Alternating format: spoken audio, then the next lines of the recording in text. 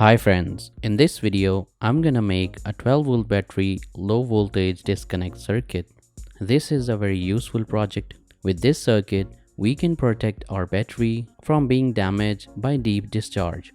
So without further ado, let's start this video. If you haven't subscribed to my channel, then do subscribe and don't forget to press the bell icon so you can get notifications whenever I upload a new video. These are my other channels, do subscribe them as well. And you can also follow me on Facebook and Instagram. Component list, circuit diagram, everything is in the description below.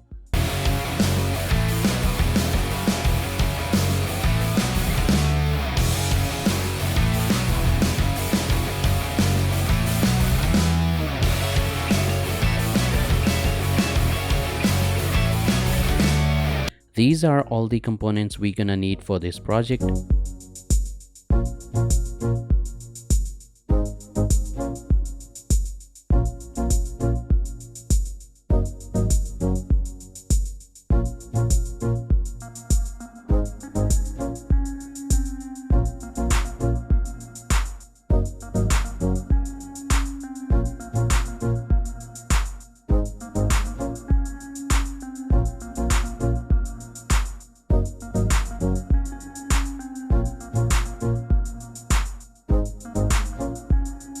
First, I'm gonna connect LM358 IC and connect its pin number 4 to ground and its pin number 8 to positive supply.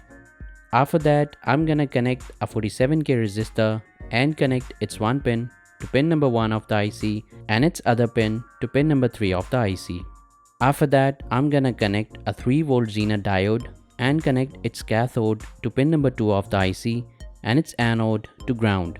After that, I'm gonna connect a 10K resistor and connect its one pin to pin number 2 of the IC and its other pin to positive supply. After that, I'm gonna connect a 1K resistor and connect its one pin to pin number 3 of the IC. After that, I'm gonna connect a 10K trim pot and connect its one side pin to ground and its center pin to remaining pin of 1K resistor. After that, I'm gonna connect a 10K resistor and connect its one pin to positive supply and its other pin to remaining pin of 10K trim pot. After that, I'm gonna connect IRF Z44 MOSFET and connect its pin number 3 to ground. After that, I'm gonna connect a 10K resistor and connect its one pin to pin number 1 of the MOSFET and its other pin to pin number 3 of the MOSFET.